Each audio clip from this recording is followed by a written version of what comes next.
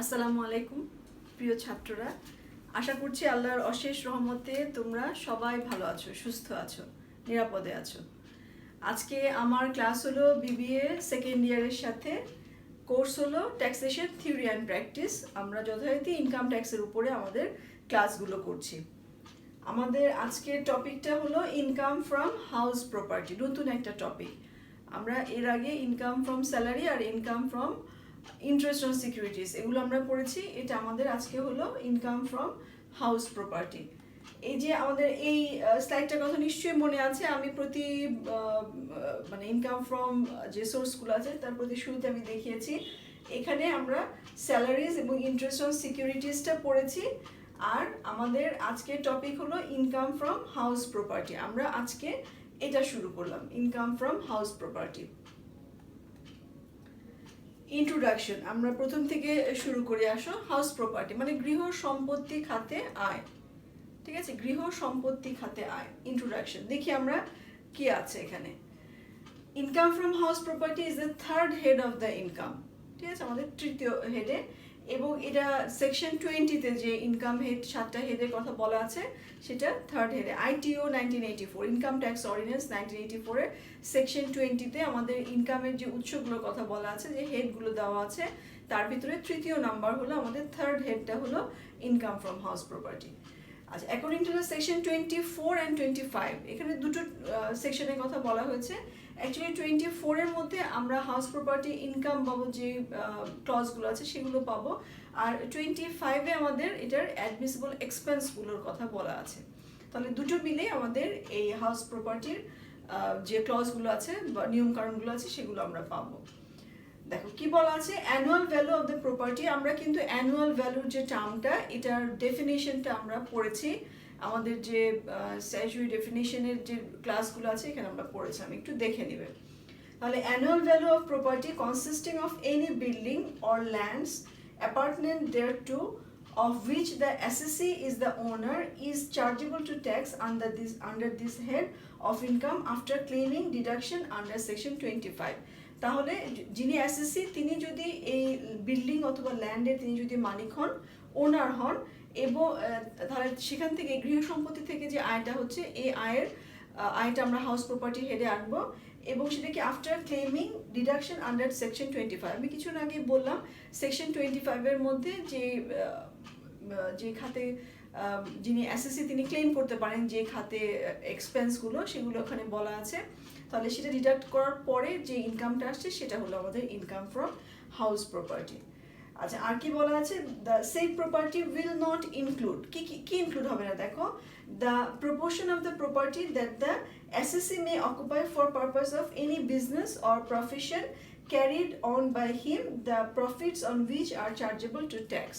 তাহলে যদি অ্যাসেসির হাউস প্রপার্টিটা তার বিজনেস বা প্রফেশনের কাজে ব্যবহৃত হয়, এবং যে বিজনেস বা প্রফেশন খাতে যে আয়টা হচ্ছে, সেই আয়টা তার ট্যাক্সে অন্য কোনো খাতে ট্যাক্সে চার্জ করা হচ্ছে, তাহলে সেখান থেকে যে ইনকামটা হচ্ছে বা সেটা যে কাজে ব্যবহৃত হচ্ছে, সেটাকে আমরা কি করব না, সেটা আমরা ইনকাম ফ্রম হাউস প্রপার্টি হেডে নিয়ে আসবো না।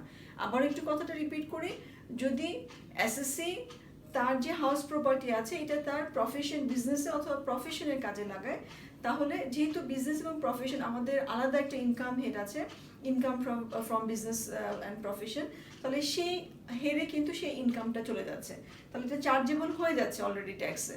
তাহলে সেই কারণে বলছে যে সেটা কিন্তু আর হাউস প্রপার্টির হেডে আসবে না, ঠিক আছে। আচ্ছা, এরপর আসো scope of income from house property. আমরা একটু দেখে নিই স্কোপগুলো কি আছে। এখানে বলেছে according to various provisions of the income tax ordinance 1984, the following income are to be considered under the head of income from house property. তাহলে কি আছে দেখো, annual value of any property whether use for commercial ও residential, যে কোনো purpose হতে পারে, সেটা কমার্শিয়াল পারপাসে হতে পারে, সেটা রেসিডেন্সিয়াল পারপাসে। বা রেসিডেন্সিয়াল মানে হলো অ্যাসেসি নিজে থাকছেন বা তিনি ভাড়া দিয়েছেন কোনো রেসিডেন্সে, ঠিক আছে, আবাসিক কোনো এরিয়াতে, কোনো কি বলে, কোনো ভাড়াটিয়াকে তিনি ভাড়া দিয়েছেন। আচ্ছা, অথবা কমার্শিয়াল পারপাস, যে পারপাসই হোক, consisting of any building, furniture, fixture, fittings, etc. All lands apartment thereto, তাহলে এটার মধ্যে ফার্নিচার ফিচার ফিটিংস এটাও কিন্তু থাকতে পারে, অথবা ল্যান্ড আছে apartment thereto, of which the SSC is the owner, যেটার এসএসসি হলো সেটার ওনার।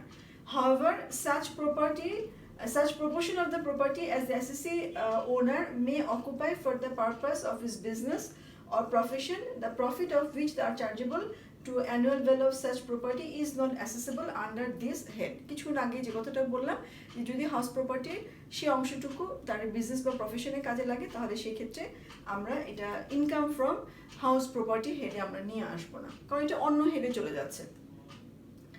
আচ্ছা, if the house property is owed by two or more person, যদি এমন হয় হাউস প্রপার্টির মালিক একাধিক ব্যক্তি এবং সবাই এসএসসি বা একাধিক ব্যক্তি।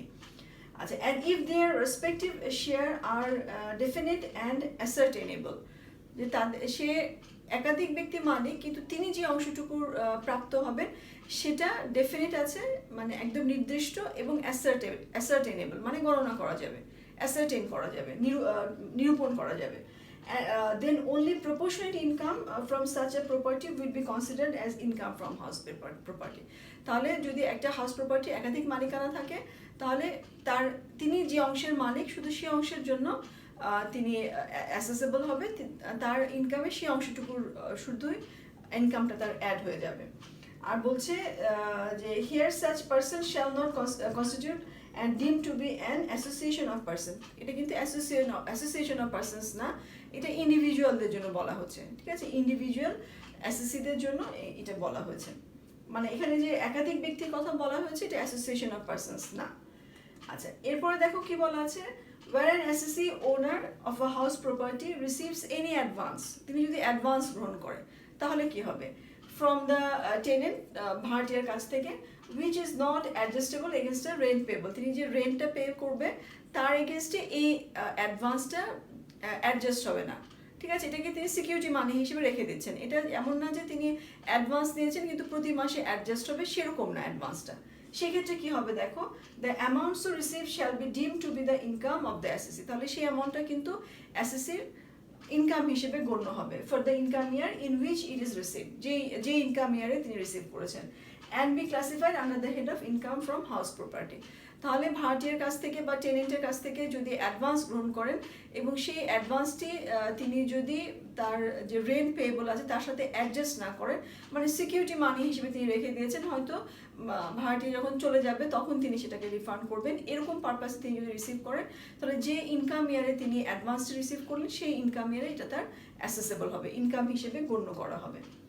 আচ্ছা, এরপরে দেখো কি বলেছে, এই অ্যাডভান্স সম্পর্কে যে কথাটা বলা আছে, যে provided that at the option of the এসএসসিকে একটা অপশন দেওয়া হয়েছে, সেটা কি, সাচ অ্যামাউন্ট, মানে আমাদের এই যে অ্যাডভান্স যে অ্যামাউন্টটা মে বি অ্যালোকেটেড, সেটা অ্যালোকেটেড করে দিতে পারবে for the assessment purpose in the equal proportion of the year of recipient and 4 years next following, তাহলে তিনি যে বছর এটা রিসিভ করলেন, এই অ্যাডভান্সটা গ্রহণ করেছেন, তার পরবর্তী 4 বছরে তিনি এটাকে প্রপোর্শনেটলি ইকুয়াল প্রপোর্শনে তিনি এটাকে ডিস্ট্রিবিউট করে দিতে পারবেন, ঠিক আছে, যে হয়তো এমন হতে পারে যে একই বছরে তিনি যদি দেখান এই অ্যাডভান্সটা, সেক্ষেত্রে তাকে ট্যাক্স তার অনেক বেশি হয়ে চলে আসে বা ইনকামটা, ট্যাক্সেবল ইনকামটা বেড়ে যাচ্ছে, তো সেই ক্ষেত্রে তিনি এই অপশনটা রাখা হয়েছে যে তিনি এটাকে ইকুয়ালি ভাগ করে নিতে পারেন এবং পরবর্তী 4 বছরে তিনি সেটাকে দেখাতে পারেন।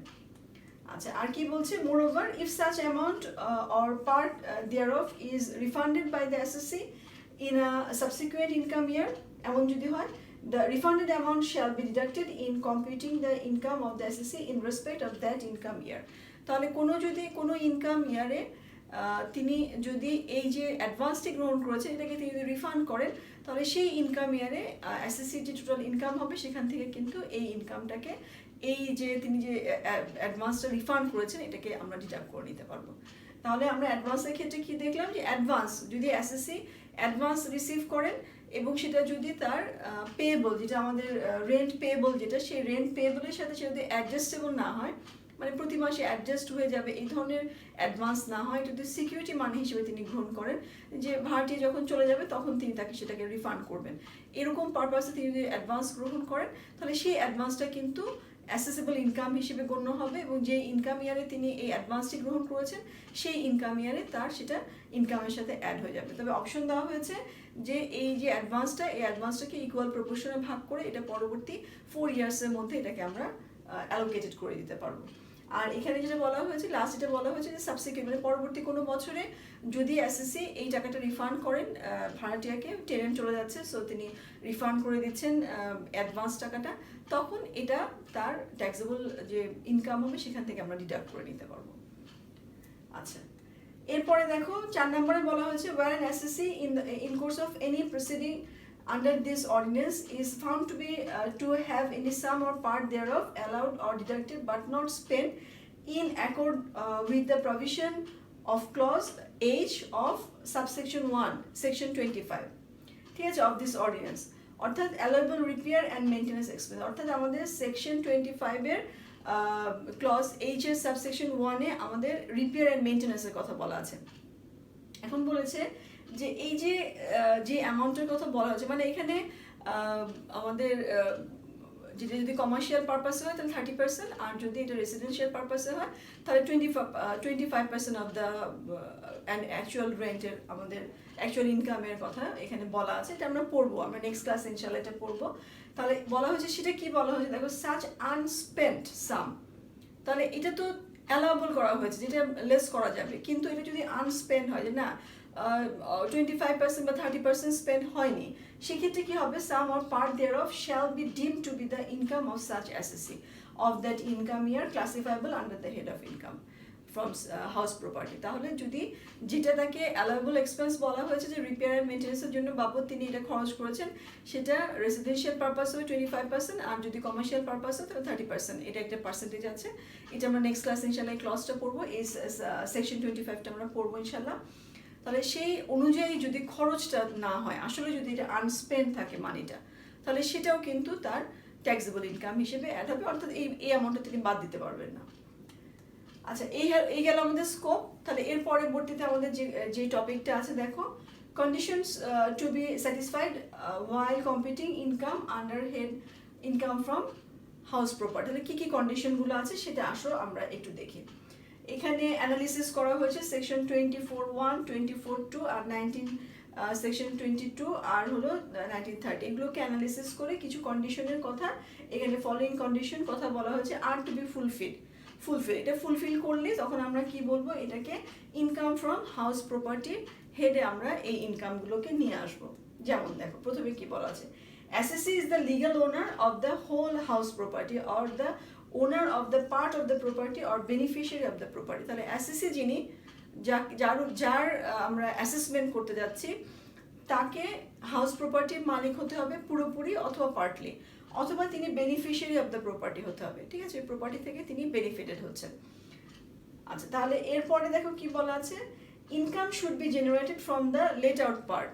তাহলে যেই পার্টে তিনি ভাড়া দিয়েছেন সেই পার্ট থেকে ইনকামটা হতে হবে, and not from any part used owner for personal use. তিনি যে পার্টে পার্সোনালি ইউজ করছেন, তিনি থাকছেন, তার একটি বাড়ি আছে, গৃহ সম্পত্তি আছে, তিনি তার কিছু অংশে তিনি থাকছেন, কিছু অংশে তিনি ভাড়া দিয়েছেন।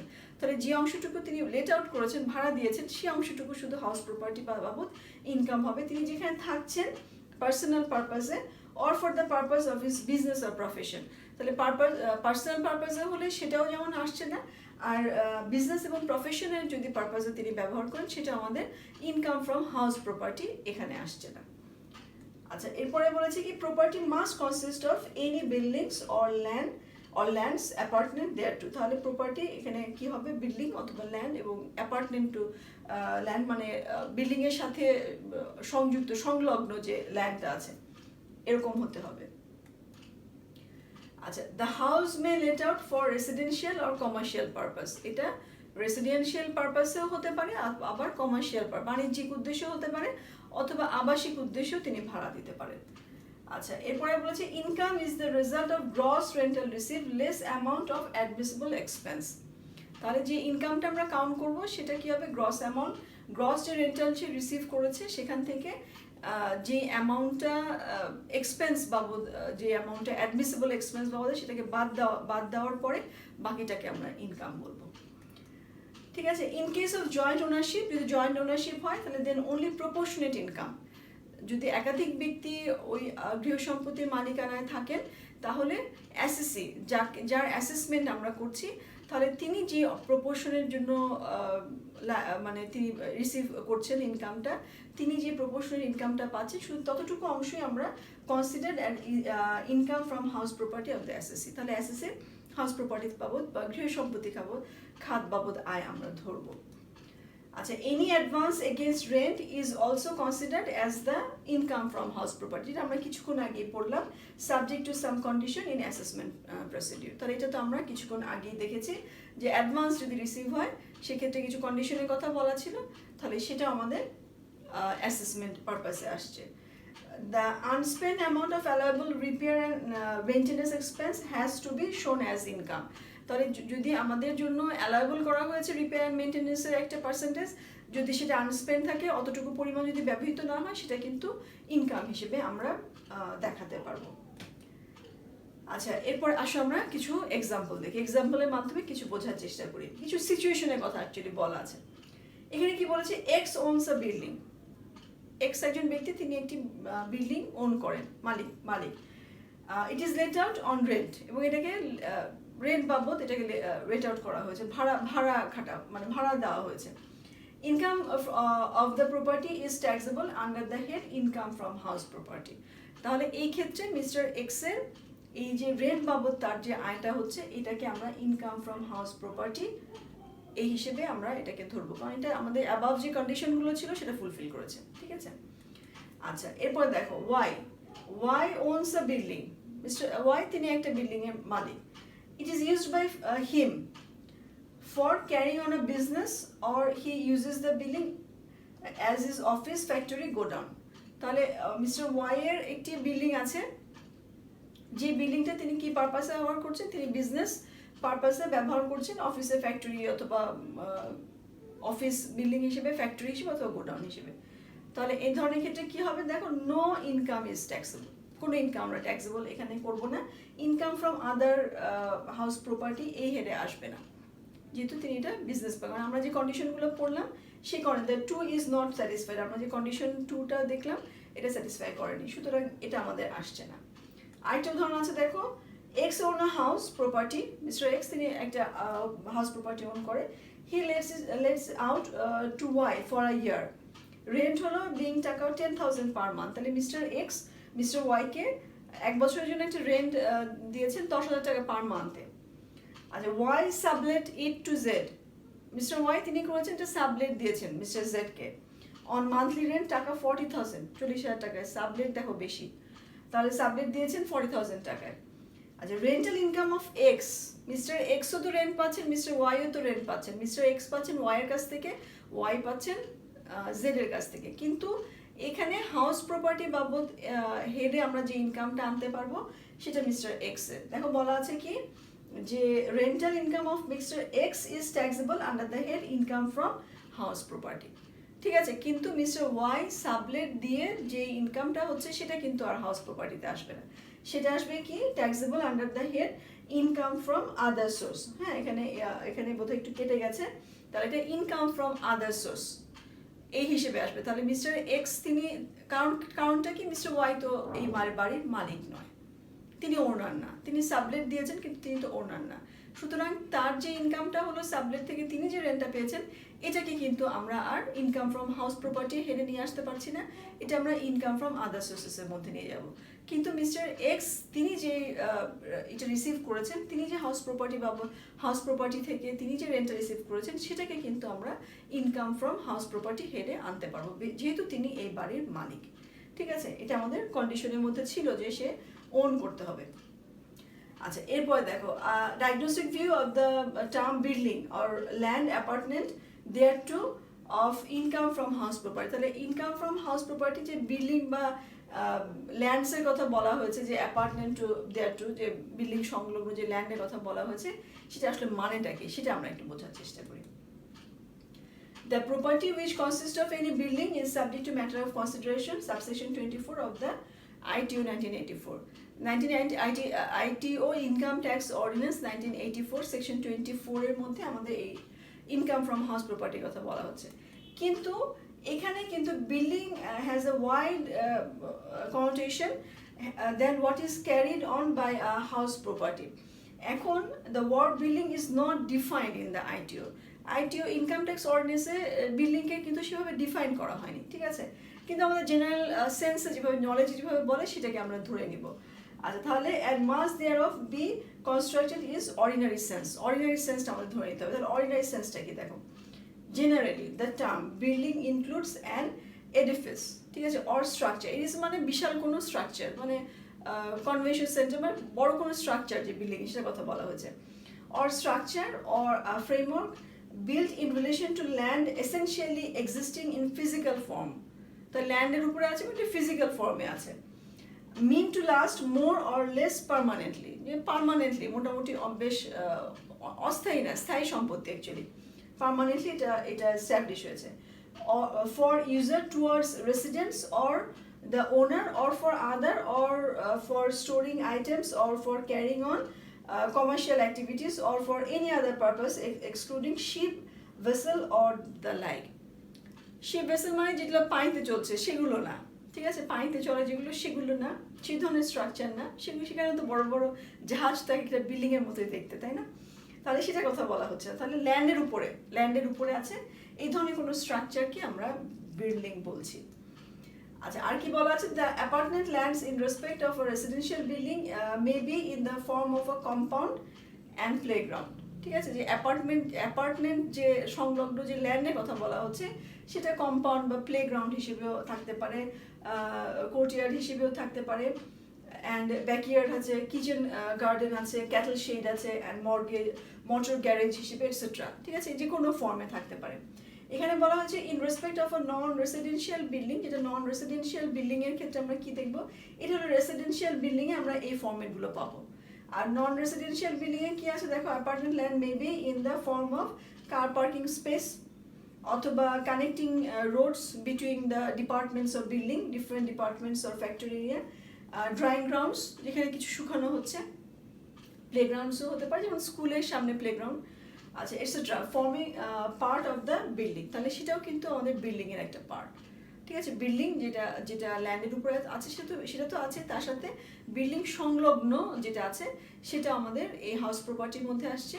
বলছে যে যদি আমাদের রেসিডেন্সিয়াল যদি হয় তাহলে আমরা এই ফর্মটা পাবো হলো কম্পাউন্ড বা ব্যাকইয়ার্ড, প্লেগ্রাউন্ড, কিচেন গার্ডেন এভাবে। অথবা এটা যদি নন রেসিডেন্সিয়াল হয় বা কমার্শিয়াল পারপাসে হয় তাহলে আমরা দেখবো এটা হয়তো কার পার্কিং স্পেস হিসেবে ইউজ করা হচ্ছে, অথবা কানেক্টিং যে road between the department of buildings এখানে ব্যবহার করা হচ্ছে, অথবা ডাইং গ্রাউন্ডস এরকম বিভিন্নভাবে, বা ক্যাটল শেড এরকমভাবে আমরা ব্যবহার করছি। The land appertaining to building come under the house property, and other land that is not appertaining to building and not occupied and enjoyed with them is to be considered under income from other sources। তাহলে এখানে যদি এমন কোনো land হয় যেটা আমাদের building এর সাথে কানেক্টেড না, এবং এই যে অ্যাপার্টমেন্ট টু বিল্ডিং এবং not occupied or enjoyed with them এরকম যদি হয় সেটাকে আমরা আদার সোর্সেস ইনকামের মধ্যে নিয়ে যাবো, সেটা আমাদের হাউস প্রপার্টি ইনকামের মধ্যে আসছে না। মানে ল্যান্ড আছে সেখানে কোনো বিল্ডিং নেই সাথে, ঠিক আছে, এই ধরনের কোনো ল্যান্ডের যদি সেটা হাউস প্রপার্টি হবে না, সেটা অন্য কোনো ইনকাম হবে, আদার সোর্সেস। আবার এগ্রিকালচারের জন্য এগ্রিকালচার ইনকাম তো আমরা দেখেছিলাম যে ল্যান্ডটা ওটা আবার আলাদা একটা পারপাস, না, এগ্রিকালচার পার, সেটা আমরা পড়বো, আমাদের এর পরের টপিকটাই হলো এগ্রিকালচার। এখানে দেখো আমি কিছু ছবি দিয়ে দিয়েছি, এই যে লেখা ছিল এডিফিস মানে যে বিভিন্ন স্ট্রাকচার, বড় বড় স্ট্রাকচারগুলো, হ্যাঁ, এগুলোকে বিল্ডিং বলছি। তারপরে এই যে এখানে আমাদের ব্যাকইয়ার্ডে যে ছবিগুলো, প্লেগ্রাউন্ডের ছবি, এটা ব্যাকইয়ার্ড, বাড়ির পেছনে উঠান বলা হচ্ছে, প্লেগ্রাউন্ড বাচ্চাদের যেটা। এখানে কোর্টইয়ার্ড, উঠানের কথা বলা করি, মানে উঠানটা আমাদের। তারপরে এখানে কিচেন গার্ডেন মানে বাড়ির আঙিনায় যে সবজি চাষ হচ্ছে সেই জায়গাটাকে বলা হচ্ছে। এগুলো সব বাড়ির সাথে, বাড়ির সংলগ্ন, হ্যাঁ, হাউস প্রপার্টি সংলগ্ন।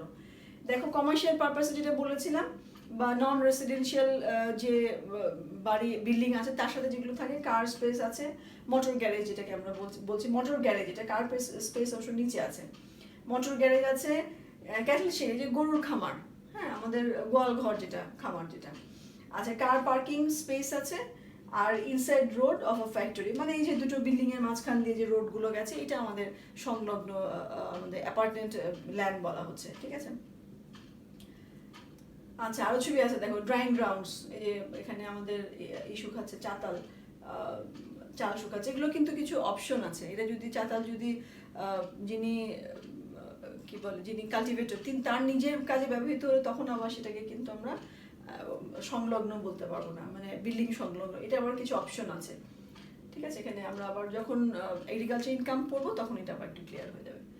ড্রাইং গ্রাউন্ডস, হ্যাঁ, যে অন্য কিছু কিছু শুকানো হচ্ছে। আচ্ছা, এখন দেখো আরেকটা আমাদের টার্ম হলো a diagnostic view of the term ownership in respect of income from the house property.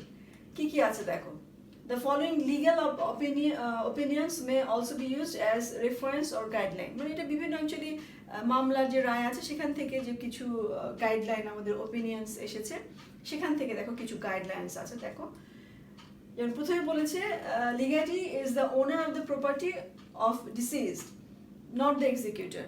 তাহলে যিনি অ্যাসেসি তিনি যে মালিকানাটা পেলেন, ডিসিজড মানে যিনি মৃত ব্যক্তি, যিনি মারা গিয়েছেন, তার যে মালিকানায় তিনি হলেন লিগেস, মানে তিনি হলেন উইল প্রাপ্ত আর কি, তিনি আইনগতভাবে তিনি সেটার মালিক, তিনি এক্সিকিউটর নন, ঠিক আছে, এক্সিকিউটর নন। আচ্ছা, আবার বলছে কি ownership in case of insolvency May vest with the official custodian receiver. তাহলে যদি গৃহ সম্পত্তিটি ইনসলভেন্সি মানে কি দেউলিয়া, মানে কোনো ফার্মের সেটা যদি হয়, সেটা দেউলিয়া যদি হয়ে যায় সেই ফার্মে, তাহলে দেউলিয়া হয়ে গেলে যেটা হয় যে একটি ফার্ম যদি দেউলিয়া যখন ঘোষণা করা হয়, ইনসলভেন্ট যখন ঘোষণা করা হয়, তখন কিন্তু ট্রাস্টি বা রিসিভার, ট্রাস্টি তো বলবো না, আমরা রিসিভার বলবো, রিসিভারের কাছে এই যেখানে রিসিভার যে টার্মটা আছে, রিসিভার, আদালত একজন রিসিভার নিয়োগ করেন যে সে তার সেই সম্পত্তিগুলো বিক্রি করে সেখান থেকে প্রাপ্ত যে টাকাটা আছে, যে বিক্রয়লব্ধ অর্থ আছে, সেটার মাধ্যমে তার পাওনাদারদেরকে পাওনা পরিশোধ করা। তাহলে সেই ক্ষেত্রে এটা কিন্তু ওই রিসিভার তার দায়িত্বে চলে গেল, এটা যিনি মালিক, অ্যাকচুয়াল মালিক ছিলেন, তার দায়িত্বে আর নাই, ঠিক আছে। এরপর আছে agreement to the purpose does not কনফার ownership, ঠিক আছে। যদি আমি কোনো গৃহ সম্পত্তি ক্রয় করতে কেউ যাচ্ছে, সেটাকে এই এগ্রিমেন্ট যে সাইন হয়েছে, বায়না করা হয়েছে, তাহলে তাকে আমরা গৃহ সম্পত্তি মানে মালিক বলবো না, ওনার বলা যাবে না, ঠিক আছে, unless অ্যাসেসি can be proved as owner of all intent and purposes. তাহলে ওই গৃহ সম্পত্তি যেটা তিনি পারচেস করতে যাচ্ছেন, ক্রয় করতে যাচ্ছেন, সেটা তিনি ক্রয় করেছেন এই ধরনের ওনারশিপের তিনি যদি ডকুমেন্ট দেখাতে না পারেন, ততক্ষণ পর্যন্ত তিনি কিন্তু সেখানকার ওনার হবেন না, ঠিক আছে। তাহলে এখানে শুধুমাত্র পারচেজের একটা প্রসেসের মধ্যে আছে, বায়না হয়েছে বা এই প্রসেসের মধ্যে আছে, সেখানে কিন্তু তার ইনকামে হাউস প্রপার্টি হিসেবে যাবে না এটা। প্রপার্টি ওন বাই ফার্ম, এমন যদি হয় যে একটা জয়েন্ট যে ফার্মে জয়েন্ট প্রপার্টি আছে, যিনি সে ফার্মে পার্টনারশিপে আছেন, তিনি হয়তো একটা অংশের মালিক, কিন্তু সে অংশের জন্য সেটা তার হাউস প্রপার্টি খাতে ইনকাম হবে না, কারণ ফার্মের আমরা কি জানি বিজনেস এন্টিটি না, আমাদের বিজনেস এন্টিটি একদম আলাদা, মালিকের ইকুইটি এন্টিটি আর বিজনেস এন্টিটি একদম ডিফারেন্ট। তাহলে এখানে ফার্মের যেই সম্পত্তিগুলো আছে সেটা ফার্ম তার জন্য দায় হবে, ফার্ম হলো কর প্রদান করবে, এখানে তো ব্যক্তির কোনো অস্তিত্ব নেই। তাহলে সেই ক্ষেত্রে এই যে ফার্মের যে গৃহ সম্পত্তি আছে, যে হাউস প্রপার্টি আছে, যে বিল্ডিংটা আছে, এটার মালিকানা তিনি একটি অংশের মালিক হলেও সেটা কিন্তু আর তার ট্যাক্সেবল ইনকাম হিসেবে সেটা অ্যাড হচ্ছে না। আচ্ছা, এখানে বলেছে বেনামি প্রপার্টিস, যে প্রপার্টিস বেনামি আছে না, কিছু প্রপার্টিস আছে benami, beneficial owner to be assess, যিনি সেই অ্যাসেটটা ভোগ করছে, সুবিধা ভোগ করছে, ঠিক আছে, তাহলে তিনি হবেন অ্যাসেসি। যেটা বেনামে, যেই গৃহ সম্পত্তিটা বেনামে আছে, এরকম অনেক আছে না, যে হয়তো বাড়ি ছেড়ে চলে গেছেন, বেনামে আছে, এই ধরনের প্রপার্টিতে যিনি বেনিফিশিয়ারি, সরকার যাকে দিয়েছে এটাকে ভোগ করার জন্য, তিনি কিন্তু অ্যাসেসি হবেন, ঠিক আছে। এছাড়া ডিসপিউটেড ওনারশিপ, যে ওনারশিপ কে হবে এখনো বোঝা যাচ্ছে না, মানে এটা হয়তো আদালতে মামলা চলছে, মামলার রায় এখনো হয়নি যে কে ওনারশিপ, সেক্ষেত্রে assessment cannot be held up, এই ধরনের ক্ষেত্রে কি যে অ্যাসেসমেন্টটা হেল্ড আপ থাকবে সেটা হবে না, ঠিক আছে, যে এটা তো মালিকানা এখনো নির্ধারিত হয়নি যে কে মালিক, তাহলে অ্যাসেসমেন্টটা হেল্ড আপ থাকে না, ব্যাপারটা সেরকম না। এটা হলো যিনি সেই মুহূর্তে ওই বাড়ি থেকে, হাউস প্রপার্টি থেকে ইনকামটি রিসিভ করছেন তাকে দিতে হবে। এবং যখন আদালতে রায় হয়ে যাবে, তিনি যদি এমন হয় যে না তিনি মালিক নন, তাহলে সেই ক্ষেত্রে তাকে তিনি রিফান্ড পাবেন সেই ট্যাক্সটা, ঠিক আছে। কিন্তু এই মুহূর্তে যখন সেই ইনকাম ইয়ারে তাকে যিনি বেনিফিশিয়ারি, যিনি সুবিধা ভোগ করছেন তাকে দিতে হবে, ঠিক আছে, তিনি অ্যাসেসি হবেন, ঠিক আছে। অ্যাসেসমেন্টকে আটকে রাখা যায়, মানে যেহেতু ডিসপিউটেড আছে ওনারশিপটা, সেই জন্য অ্যাসেসমেন্টও হবে না, সেটা হবে না, অ্যাসেসমেন্ট হয়ে যাবে, ট্যাক্স দিতে হবে, ঠিক আছে। আচ্ছা, trustee are to be owner in case of property held under a trust. তাহলে ট্রাস্টি, যে ট্রাস্টের ক্ষেত্রে ট্রাস্টিরা হবে সেই ওনার, ঠিক আছে, ট্রাস্টিকে প্রদান করতে হবে। ওয়ার দ্য প্রপার্টি ইজ মর্টগেজড, মর্টগেজের ক্ষেত্রে কি হবে? মর্টগেজের ক্ষেত্রে এই মালিকের এই যে বাড়ির যে মালিকানা তো আর চেঞ্জ হয়নি, মালিকানা ওনারশিপ তো আর ট্রান্সফার হয়নি, মর্টগেজে আছে। তাহলে মর্টগেজে যে বাড়িটি আছে সেই ক্ষেত্রেও বাড়ির যিনি মালিক, যার ওনারশিপে আছে মালিক বাড়িটি, তিনি কিন্তু সেই বাড়ি থেকে, বিল্ডিং থেকে, হাউস প্রপার্টি থেকে যে ইনকামটা হবে সেই ইনকামটা তাকে ট্যাক্স প্রদান করতে হবে। এরপর আছে where the property is leased. লিজডের ক্ষেত্রে আমরা এখানে লিজের ক্ষেত্রে আমাদের দু ধরনের লিজ আছে, একটা হলো আমাদের ফিনান্সিয়াল লিজ, একটা হলো অপারেটিং লিজ। আমাদের যেটা আমাদের দীর্ঘস্থায়ী যে লিজটা, এই লিজের ক্ষেত্রে কি হয়, ক্যাপিটাল লিজ যেটা আমাদের, ক্যাপিটাল লিজ একটা, অপারেটিং লিজ একটা। তাহলে ক্যাপিটাল লিজের ক্ষেত্রে কি হয় যে এটা ওনারশিপ ট্রান্সফার হয়ে যাবে, সেক্ষেত্রে লিজই যিনি, এটা একটা অপশন থাকে ওনারশিপ। আমরা ক্যাপিটাল লিজ কখন বলি, যখন এই যে প্রপার্টিতে আছে সেই প্রপার্টি 75% তার যে লাইফ সাইকেল, যে জীবনকাল, তার 75%-এর বেশি সময় ধরে লিজটি চলছে, এরকম যদি হয়, বা এটার যে ফেয়ার ভ্যালু, এই প্রপার্টি যে ফেয়ার ভ্যালু, আর লিজি যেটা প্রদান করেছে তার 90% অর অ্যাবাভ, এরকম নিতে হয়। তো এই ধরনের কিছু অপশন আছে, এবং বার্গেন পারচেজ অপশন আছে, মানে তিনি কিনে নেবেন, লিজে কিনে নেবেন। তাহলে এই ধরনের ক্ষেত্রে আমরা কি বলি, সেটা আমরা ক্যাপিটাল লিজ বলি।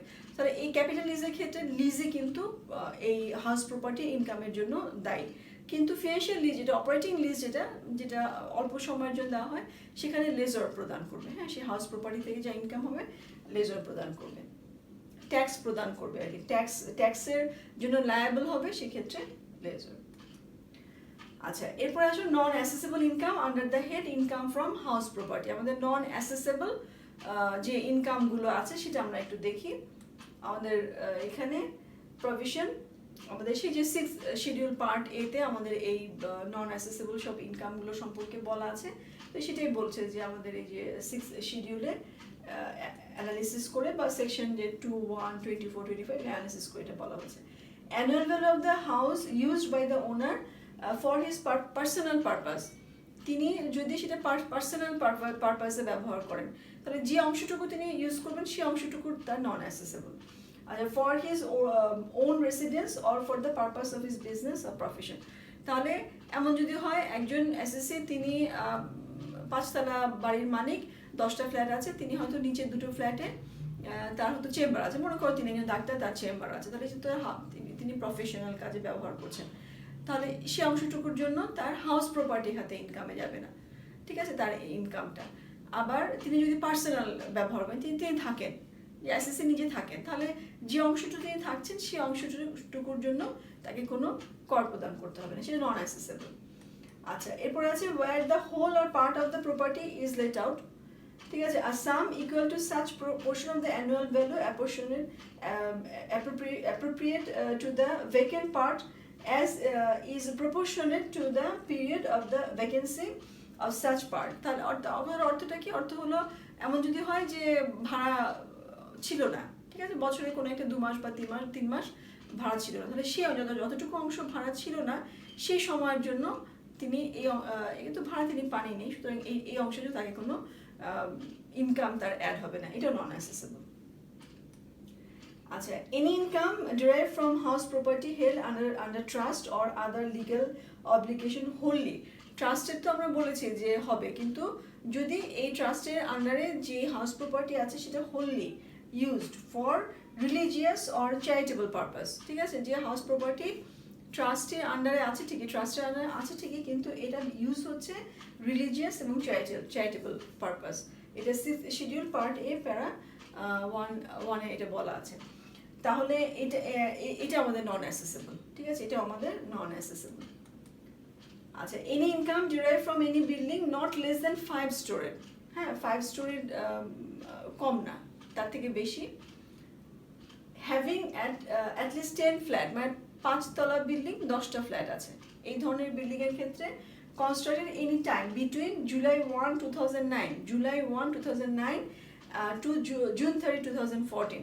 তাহলে July 1, 2009 থেকে June 30, 2014 এর মধ্যে কনস্ট্রাক্টেড হয়েছে এমন কোনো বিল্ডিং, 5 তলা বিল্ডিং যেটা 10টা ফ্ল্যাট আছে, এই ধরনের বিল্ডিং যে কোনো সময় কমপ্লিট হয়েছে, ঠিক আছে, বলেছে for 10 completion of construction in building if it is situated any area of the market, এটা পরের কথা। তাহলে এই যে আমাদের July 1, 2009 এবং June 30, 2014 এর মধ্যে যে কোনো সময় কমপ্লিটেড হয়েছে এই ধরনের কোনো বিল্ডিং, যে বিল্ডিংটি 5 তলা বিল্ডিং 10টি ফ্ল্যাট আছে, এই ধরনের বিল্ডিং জন্য ফর 10 ইয়ার্স, ঠিক আছে, from the date of completion of construction, যেই তারিখে কমপ্লিট হয়েছে সেই তারিখ থেকে 10 বছর পর্যন্ত the building if it is situated, কোথায় হতে হবে, আবার সব জায়গায় না, সেটা কোথায় হবে, এটা অ্যাকচুয়ালি আসলে মানে আরবানাইজেশনের জন্য আর কি, এটা সুবিধা এই মানে এনকারেজ করার জন্য, যে রুরাল এরিয়াতে আমরা যদি এনকারেজ করার জন্য বিল্ডিং তৈরির ক্ষেত্রে। তাহলে in area of Bangladesh other than the area of city কর্পোরেশনে না, ক্যান্টনমেন্ট বোর্ডে না, টঙ্গী উপজেলায় না, নারায়ণগঞ্জ যে পৌরসভা আছে, গাজীপুর পৌরসভা আছে, অ্যান্ড এনি পৌরসভা আন্ডার ঢাকা ডিস্ট্রিক্ট। তাহলে কি বলেছে যে আমাদের কোনো সিটি কর্পোরেশনে না, কোনো ক্যান্টনমেন্ট বোর্ডে না, টঙ্গী উপজেলায় না, অথবা নারায়ণগঞ্জ পৌরসভা, গাজীপুর পৌরসভা, অথবা এনি পৌরসভা ইন ঢাকা ডিস্ট্রিক্ট, এর মধ্যে না, এর বাইরের কোনো জায়গায় যদি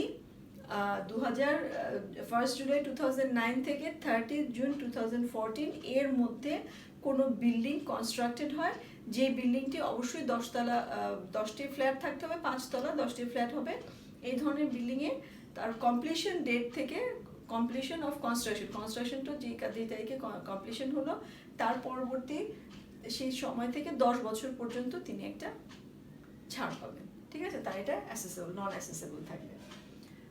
আচ্ছা, আর বলেছে any income derive from any building which is situated in a land use for agriculture purpose, ঠিক আছে, এগ্রিকালচার পারপাসে যদি সেই বিল্ডিংটি ব্যবহার হয়, সাধারণত আমরা কি দেখেছিলাম, আমরা যে এগ্রিকালচার ইনকামের ক্ষেত্রে দেখেছিলাম যে কাল্টিভেটর, এখানে কথাটা বলা আছে যে such land as the dwelling cultivator or farmer, ঠিক আছে, used by the cultivator farmer as the dwelling or storehouse or other outhouse, তিনি যেভাবে ব্যবহার, এটা ডুয়েলিং হাউস হিসেবে ব্যবহার করতে পারেন, অথবা স্টোর হাউস হিসেবে ব্যবহার করতে পারেন, অথবা আউট হাউস হিসেবে ব্যবহার করতে পারেন, যে কাজে ব্যবহার করুক না কেন, তার যে কৃষি জমি তার ঠিক সংলগ্ন একটা বিল্ডিং আছে, যে বিল্ডিংটাকে তিনি কৃষিকাজের জন্যই ব্যবহার করছেন, পারপাসে ব্যবহার করছেন। তাহলে এই ধরনের বিল্ডিং থেকে যে আয়টা হচ্ছে, সেই আয়টা আমরা হাউস প্রপার্টি আয় থেকে আয় হিসেবে বলবো না, সেটা আবার আমাদের ইনকাম ফ্রম এগ্রিকালচার মানে কৃষি খাতে আয়ের মধ্যে চলে যাবে। আচ্ছা, অ্যানুয়াল ভ্যালু আমরা দেখি।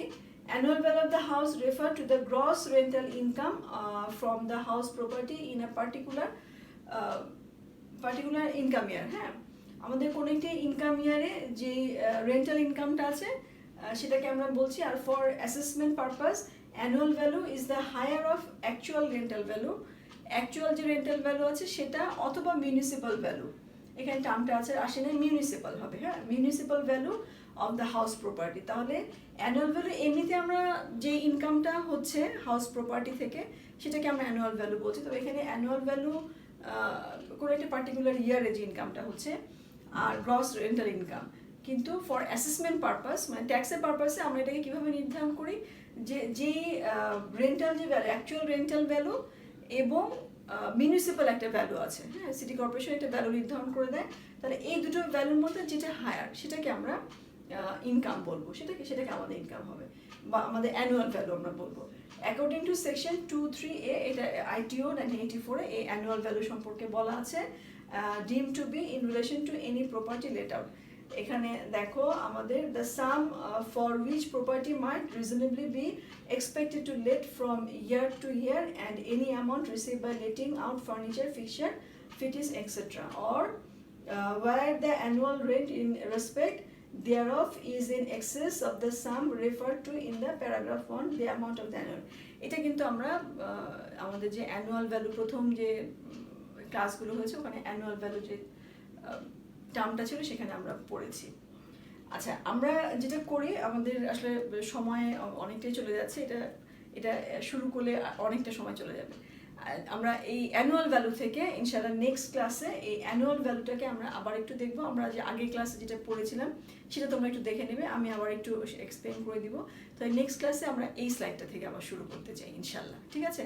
তাহলে সেই পর্যন্ত আমি খোদা হাফেজ বলছি, তোমরা সবাই ভালো থেকো, আমার জন্য অনেক দোয়া করো। আল্লাহ হাফেজ।